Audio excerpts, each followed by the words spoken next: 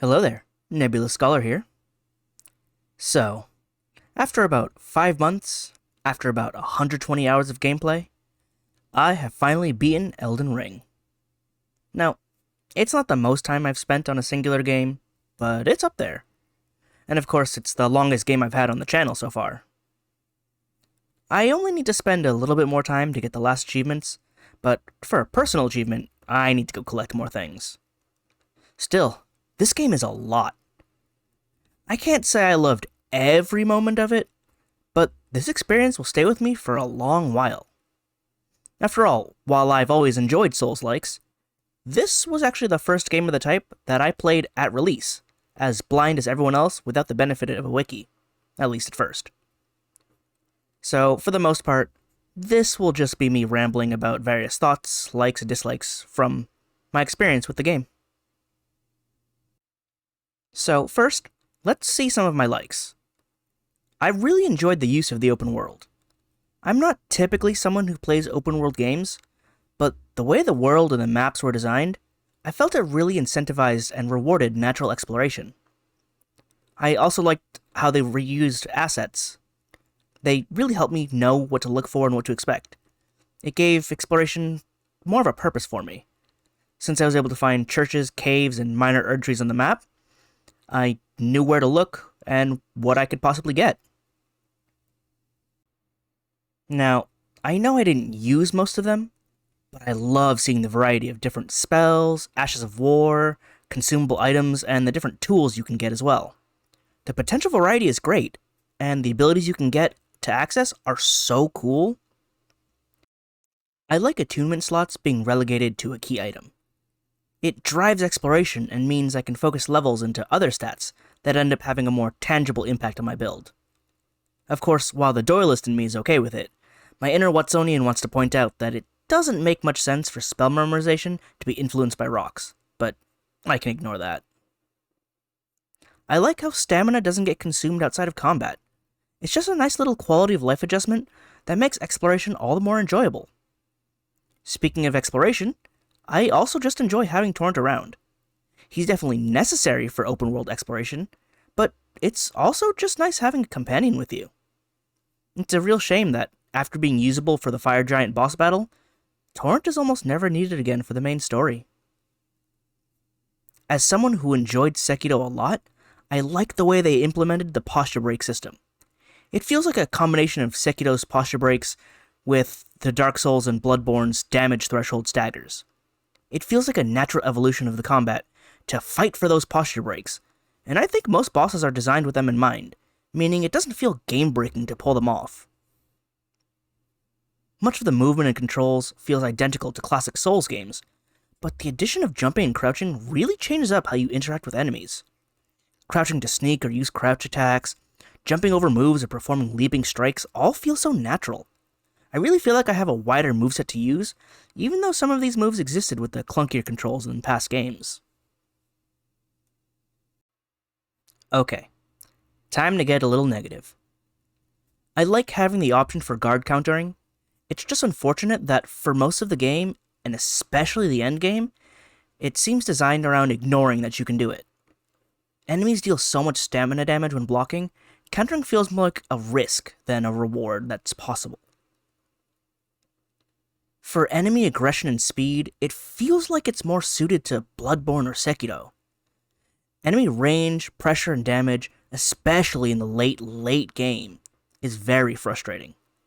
It's very constricting since the time to heal and time to attack should be the same moment, but there's little chance for either. Every singular mistake feels disproportionately punished. In the same vein, there's a lot of delayed attacks and roll-catching attacks. Too many enemies, especially bosses, have delays on their attacks that are awkward and unnatural. While they make sense from a tactical standpoint, it's very blatantly done to trip up a player in a meta sense. On top of that, some attack combos are just so fast that a second or third hit will still catch you, even if you dodge the first. It feels like you're getting punished for what appears to be the right call. It's not always clear how to dodge these moves too, which is also frustrating. there's a distinct lack of deliberately designed or unique duo or multi-bosses. The first Dark Souls had the Bell Gargoyles and Ornstein and Smough. Dark Souls 2 had an encounter in the Throne Watcher and Defender. Bloodborne had the Shadows of Yharnam. Dark Souls 3 had Lothric and Lorien, as well as the Demon Princes. Sekiro even had the double monkey fight. These are just a few examples, but these are all fights designed around having 2 or more bosses in the arena. They have the mechanics and forethought that make them more balanced encounters that are clearly intended to be fought together. All of Elden Ring's multi-bosses feel like separate enemies haphazardly thrown together in an arena to be fought, regardless of how their moves and AI do or do not complement each other. It's disappointing how, with a game of this scale, this is the one thing that they totally missed out on. Now, for a special mention of extreme hate, the Revenants. Long attack strings with strong tracking that are difficult to evade, and manage to cover a lot of ground for no reason. It feels like the kind of attack you're supposed to deflect, like the long-arm centipede in Sekiro, but we don't have that mechanic here. They've got ridiculously long-range leaps, which means there's no such thing as safe distance for healing or casting. They've got Acid Poison Spit, which deals heavy damage, inflicts poison, and is just difficult to identify, and denies a lot of area. On top of that, they also have teleporting, that can rob you of an opening to deal damage, on top of just allowing them to reposition with the advantage. There is nothing remotely fun about fighting these. Everything about this enemy screams malicious design. They do look appropriately terrifying at least, but I wouldn't mind if they just stopped existing. Hope you're ready to hear a lot about bosses, because as one of the main draws for me, I've got a lot to say about them. I'll try to stick to the main cast, though. For better or for worse, Margit makes for an excellent introductory boss. He really pounds into you what to expect from Elden Ring. Egregiously delayed attacks, quick combos that can catch you even if you dodge the first hit, attacks that will chase you down and change based on distance, and the need to explore to level and find tools that will work for you if you can't handle what he brings. As a spectacle, his wide variety of moves are really cool to see and experience, especially as one of the first things at the beginning of the game. At first, I absolutely loved the fight, even if it punished me hard. I've since cooled down a bit on the fight, seeing more flaws in it, but its memorability will stay with me for a long time. Fighting him again in the Landale outskirts made for a good refresher, as well as a test to show just how far along I've come, so I was glad he was there. As the first potential Shardbearer boss, Godric was a fantastic fight, if only because he's so normal. Out of everyone, he felt the most like a classic Souls boss, complete with excellent presentation. His intro and phase transition cutscenes do a lot, making him stand out even 100 hours later. His quality is, tarnished by his random clone Godefroy, but at least the original I can look back fondly on. Like Godric, Loretta feels like a classic Souls boss, and that makes her great. Yes, she's a differently flavored tree sentinel, but honestly, the sentinel boss is such a good design, I feel like Loretta being the pinnacle of that is fitting. While she's repeated at the end of the game at the Halig Tree, it's such a long time since you can first encounter her, that it doesn't really diminish her quality. Plus, she's got a few new moves which make her fight more complete. With her balance between ranged magic and close-range slashes, I enjoyed matching her spell for spell, blade for blade. As a magic knight, my fight against Ranala is an interesting one. Her phase 1 gimmick is neat, although it got tiring after the first couple runs. Her second phase is grand, and I like her as a majestic spellcaster. She's not as spammy with her magic as she could be, and I personally think her summons are a smart mechanic to take pressure off of her, since she staggers so easily. I just don't like them messing with my lock-on though. Having my spell damage cut heavily also wasn't fun, but that's why I study both spells and the blade. She's not too high up on my list, but she's definitely not the worst by far.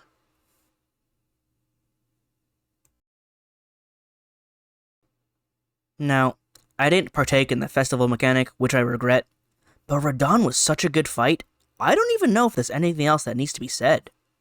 He's not my top favorite, but he is definitely up there. The Ancestor Spirits are all style, but no substance. They're hauntingly beautiful to find, but the fact that there's two severely weakens that spectacle. The fights themselves aren't too much to talk about. I wouldn't say they're fun, but they're not difficult. At worst, I just find them boring. The Valiant Gargoyle duo is garbage. Maybe I fought them slightly too early for my level, but the flaws stand out regardless of that. The individual gargoyles are totally fine to fight, even fun. But not only is this a duo that doesn't have design synergy, these gargoyles are the only one with their infuriating poison vomit that is so hard to see and covers so much ground. It is easily the worst major boss in the game. I like it being a callback to the multi-gargoyle fights in previous Souls games, but this ain't it.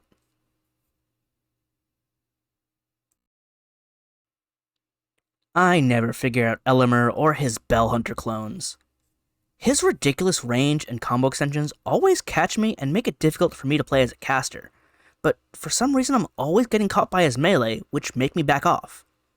He's the coolest boss that I hate to see, because for some reason I can't make enough sense of his moveset to feel comfortable with it.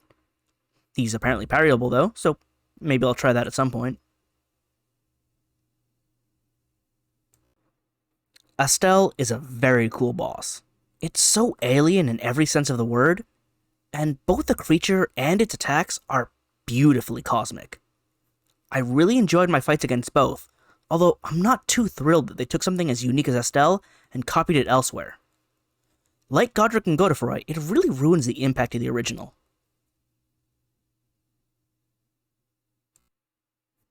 I could have lumped him together with Margit, but I consider Morgoth's fight different enough to warrant a separate entry. While Margit and Morgoth are one and the same, I see this battle as an excellent example of evolving a previous moveset into something new and better. His moves are familiar, but amped up to befit a proper shard bearer.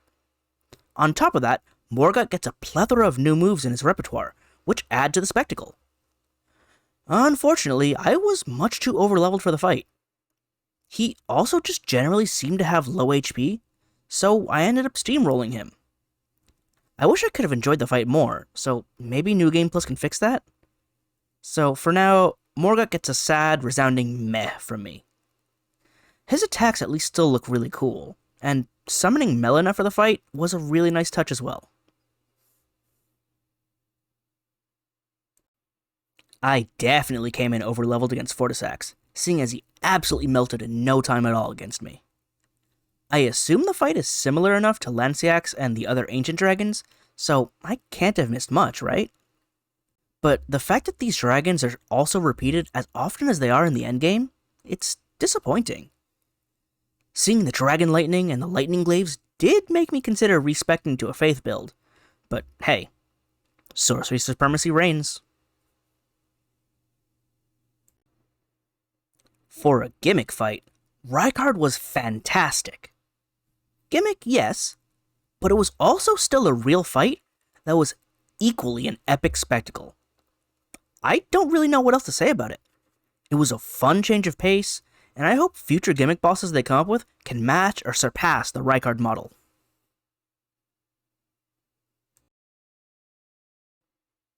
I find the Nial fight really fun, but only against Nial.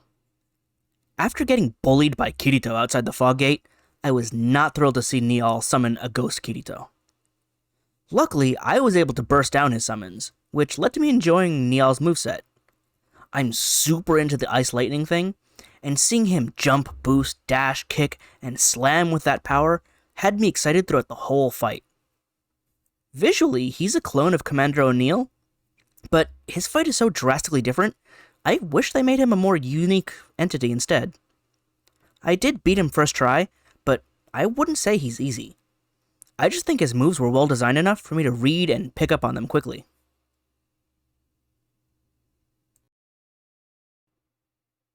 Now, it's actually surprising to me, but in the end, my favorite boss was Moog, Lord of Blood. The Omen version beneath Landel didn't really leave much of an impression on me, but his true version sure was something. He's got a different, slower pace than the other bosses, and I really enjoyed learning his moveset and watching him. The guaranteed damage for his Blood Boon ritual, the Nihil attack, it's not cool, but at the same time I wouldn't say that it felt outright unfair, just difficult. Moog really tests your positioning and foresight, but as you learn his moves, you can get into a great back and forth. The fight is just so engaging, and finally triumphing over it gave me a rush.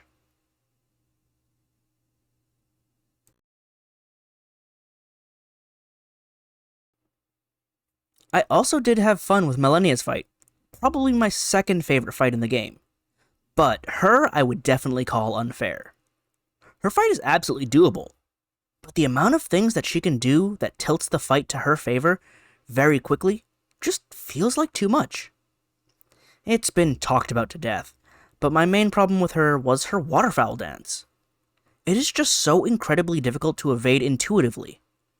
Visually, you don't know where the blind spots or hit timings are, and her movements are based on your position, meaning she will swing the camera around in the worst way if you position yourself the wrong way, which is easy to do when you're trying and failing to figure out what exactly you're needing to do. With the amount of damage she does, it makes even learning her moveset a chore, since a single mistake can send you back to the fog gate. Once I learned to somewhat reliably dodge the brunt of the duck dance, with online help since I was not solving that on my own, the fight became relatively straightforward. It has the makings of a great battle, but her mechanics and defiance of the usual rules make it frustratingly inconsistent. Her damage is high, she heals on even blocked hits, she can cancel her stagger, she can animation cancel her attacks to guard, she can hyper armor on a whim, she can ignore knockdowns with some moves and simply leave knockdown faster than other enemies, and on top of that, she has waterfowl. It's just so much to give one boss. Again, once I mitigated the frustration of waterfowl, I found myself enjoying the fight, but the blatant imbalance really puts a damper on the experience.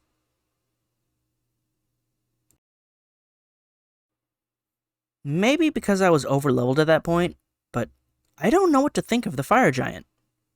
I can see how his fire spam and constant rolling could get annoying, but my damage against him was high enough to end the fight before it got to that point. Now, if the gimmick was to have Torrent around to chase him, that also fell flat due to my damage output. Plus, I already did something similar and to better effect against Radon. In the end, the fire giant doesn't get much out of me, although his leg snapping definitely got a very visceral reaction from me.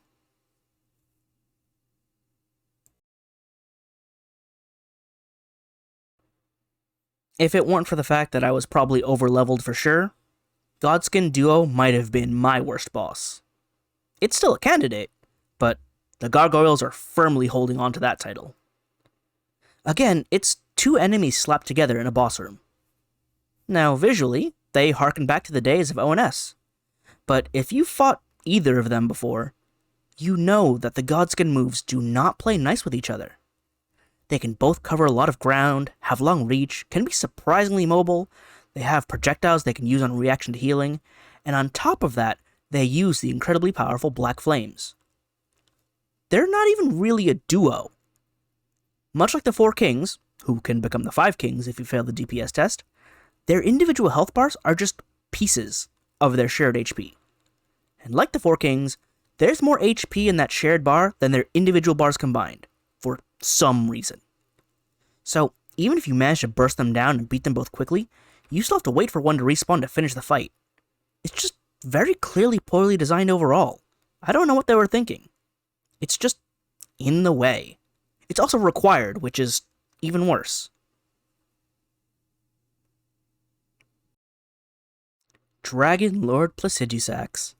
Now this one is a dragon boss. The grandeur as the arena assembles itself and rewinds in time, Placidus himself hanging in the air waiting your approach, teleporting away in a mist that felt more like it was a combo attack rather than just escaping. It was all very, very cool. The destruction laser was also cool, although it definitely missed me because I barely tried to dodge it.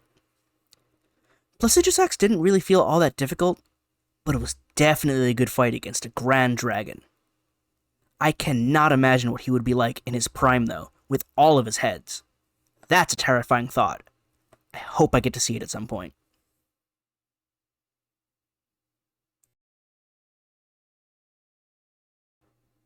So, much like Morga, I am troubled by Malakath.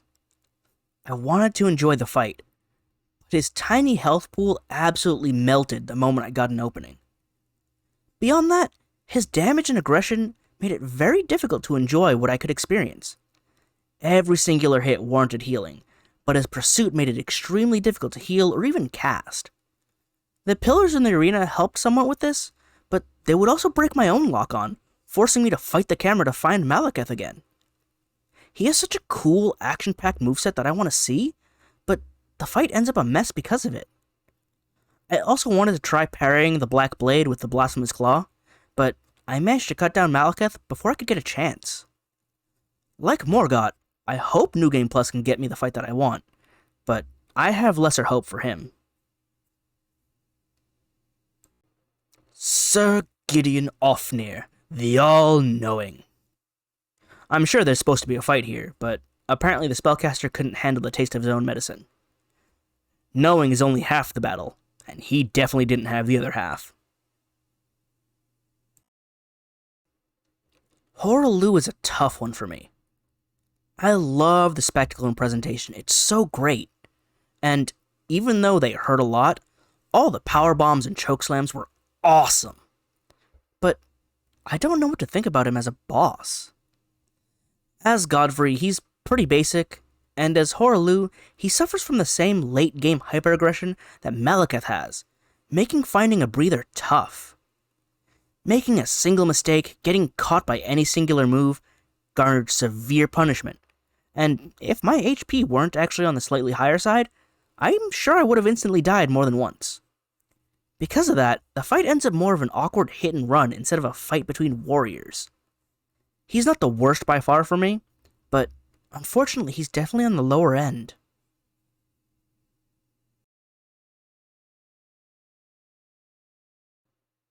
Now, it's unfortunate that Radagon and Elden Beast are packed together, because they're very different fights with very different quality. I have some of my gripes with Radagon, but overall, I enjoyed my fight with him. I have a slight problem with him basically nullifying my spellcasting, but it's also really cool.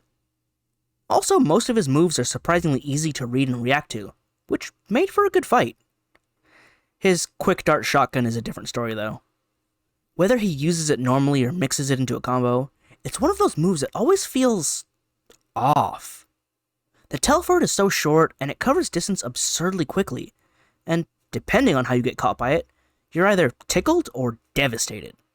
It's very inconsistent. The delayed thrown spears are also annoying, but that's more on me than him. Still, very fun boss. Definitely on the higher end for me.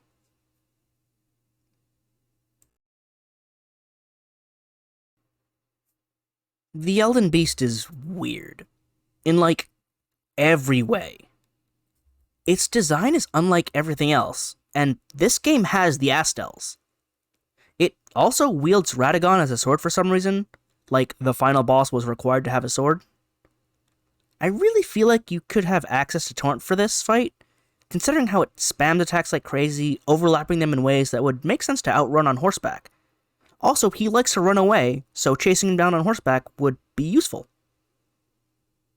Also, it's the final battle, and I'm not allowed to bring my first companion in the game into it? Come on. I will say, I don't hate the fight, but especially since it comes after Radagon, I can't say I enjoy it. Instead of the Elden Beast, I would have rather Radagon have a cooler second phase, or even reverse the Elden Beast as Phase 1 and Radagon as Phase 2.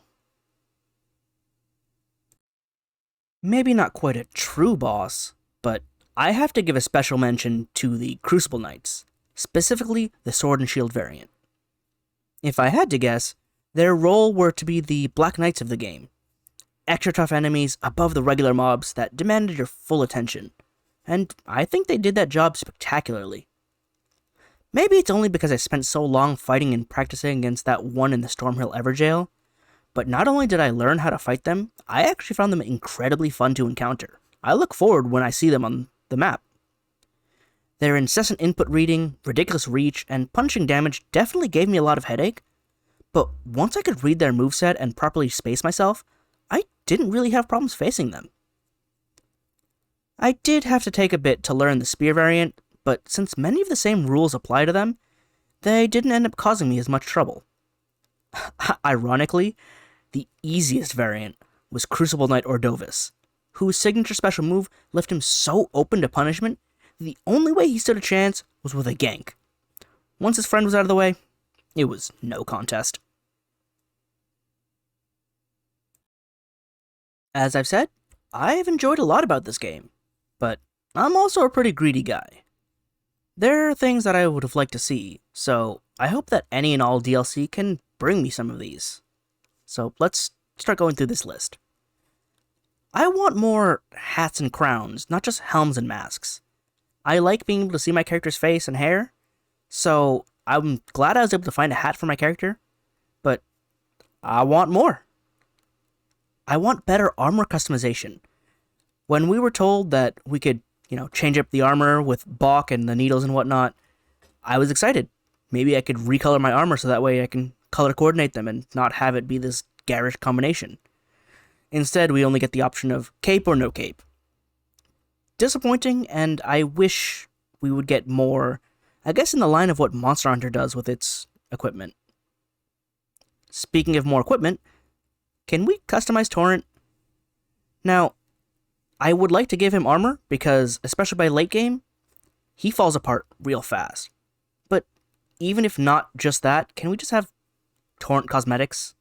I want him to look cool. Maybe have an option to make it look like a Draconic Tree Sentinel, or a Night Sentry, or whatever. Just options, I've mentioned it a lot, but giving boss refights, just somehow, would go a long way for me. Again, I want to be able to experience some of the boss fights again. Some were too easy, so I want to explore them a bit. Some I want to be able to practice to get better at them without going through the entire game. Worked well in Sekiro. I love it in Sekiro. I also just love Sekiro in general, but still. Now, for other things, and probably more DLC-related things, I would like to see more fist, claw, or whip weapons. They're always severely lacking in these games. You could also throw flails into there since they're a new weapon type. I never ended up using the claws that I carried throughout most of the game, but I still want to see more of them. Like, for a fist weapon, can we get Tonfa?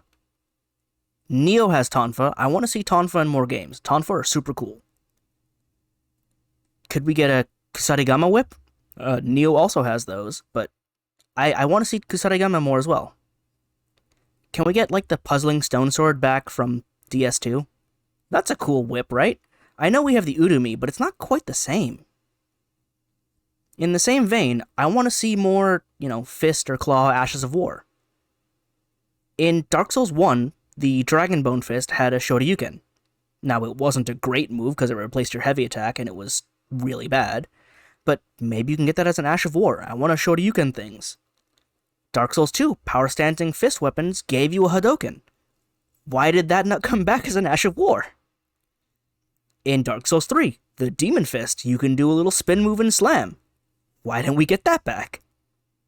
In this game, in the end, Radagon has a really cool, fist slam that's also a grab. Could we get that as an option? Maybe have it work the same way, it does a little explosion when it impacts, or if you hit a grabbable enemy, you get to do a grapple. It's not like we don't have grapples, so can we get those?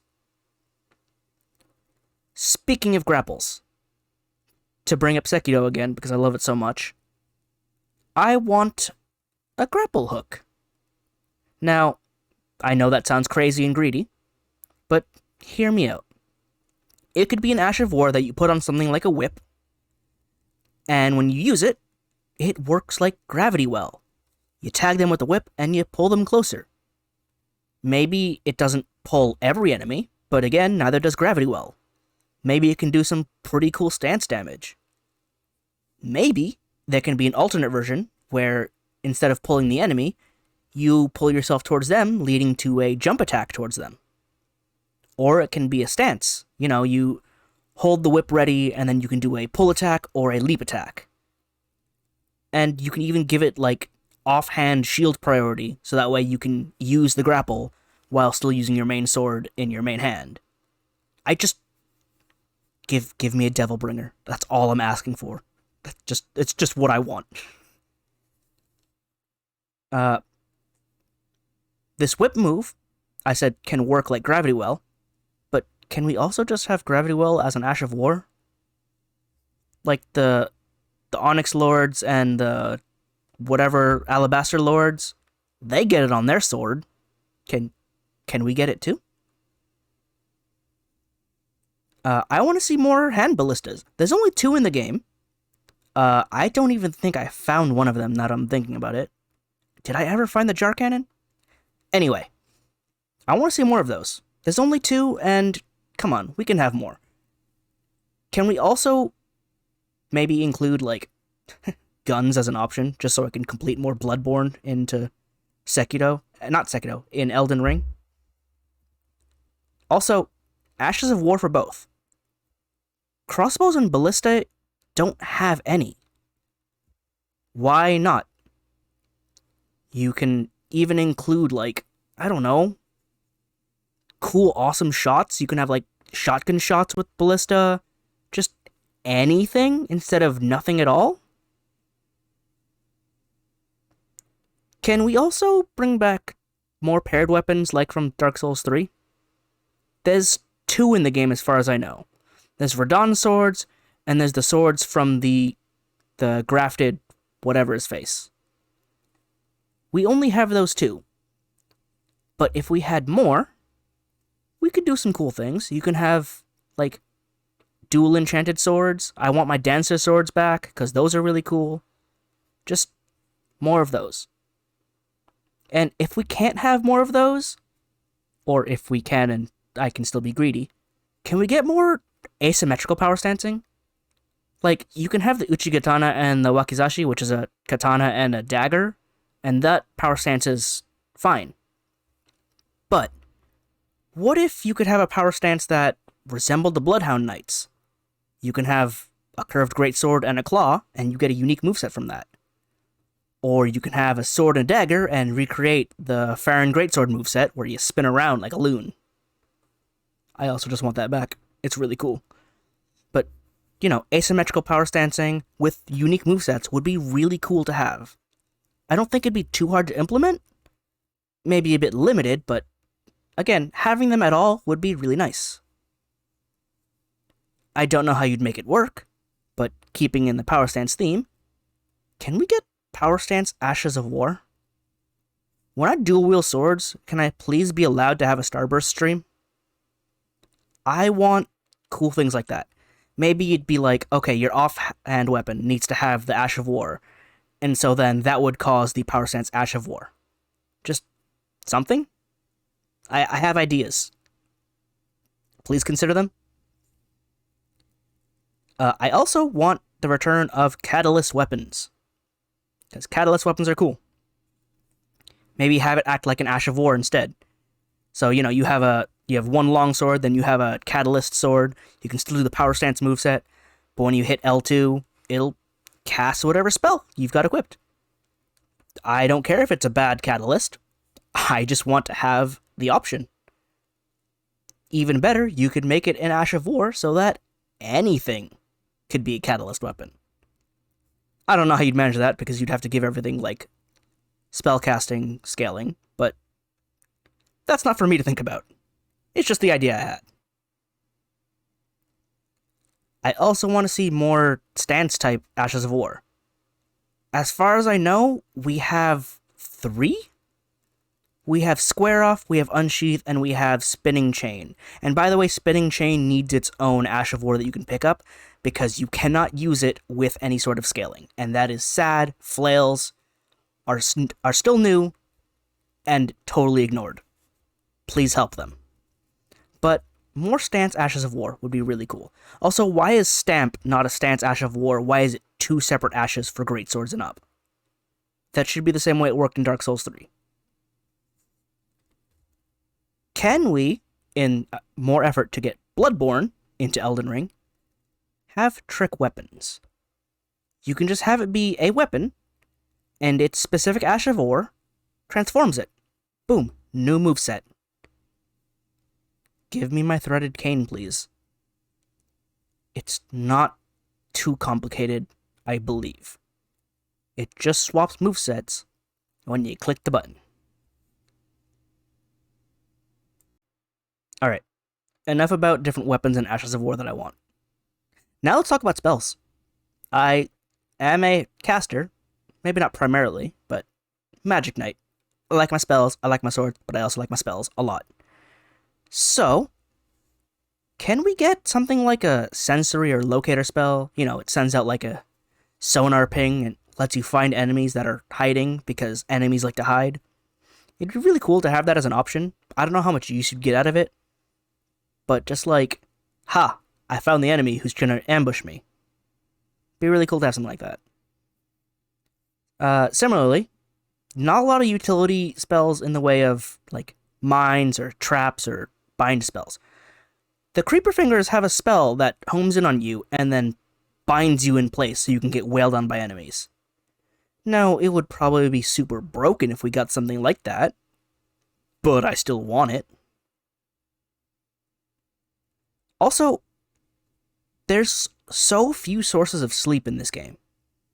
There's the Sword of St. Trina, there's St. Trina's Torch, there are sleep pots, and there are sleep arrows. And as far as I know, that is it. Why are there no sleep spells? If we get Miquella-based DLC, which I am hoping for, can we get sleep spells? They can be obscenely expensive to cast, to balance them, but it's a little weird that we don't have any. And only for weapons or items that can inflict sleep. Can we also get, with all the gravity spells, any sort of spell that, like, flattens enemies with gravity? Like Kingdom Hearts 1 gravity. It's kind of weird to me that we don't have anything like that. Or like a remote gravitas spell where it'll, like, pull them in, like, into a black hole. Just anything like that. You introduce gravity as a spell type, and then you don't have the, I guess, the common gravity concept spells? Kind of weird to me. Also, just like a slowing or, gravity weight spell. We had Tranquil Walk of Peace in previous games, which would slow down enemies by increasing their weight load to, like, over-encumbered. It's weird to me that you added gravity spells and then took out that spell. Can we slide that back in there so it fits thematically? Just as a specific request from me, I like the Flame Swath or Profane Flame spell. I'm sad that it's not back. It's really cool making a remote explosive on top of an enemy. Please give. It's also really weird to me that you have a stat called Arcane, but most spells are not primarily associated with it. Why would Arcane not have arcane spells? Why is it mostly just, what is it, bleed? No, it's the bubbles and it's dragon. Why are there no arcane spells? Or, like, more specifically, arcane Ashes of War as well. Like, you have the few poison and the bleed, so I guess arcane fits in the slot of, like, curse-type magic. But again, we don't have anything in the way of actual spells, just ashes. On the opposite end, let's try some anti-magic. Can we have a spell absorption spell that'll, like, heal you? I don't know if you can make it too strong or too weak, but we finally got spell counters and spell parries. So can we have spell eating, just to round out the table of defensive spells against magic? Also, you took out the anti-magic spell Like, there's no way to stop spellcasting entirely on an enemy, which could probably break Gideon, but you took out Vow of Silence. Sure, what is it, Eternal Darkness? It's an anti-magic in that it has a black hole that absorbs magic, but it's not quite the same. It's a different sort of utility. So while I like that, although I never used it, I do want to see the return of, like, other spells like we've seen before. Now, this one is a very, very specific idea and request from me, but a dual-wield spell. What do I mean by this?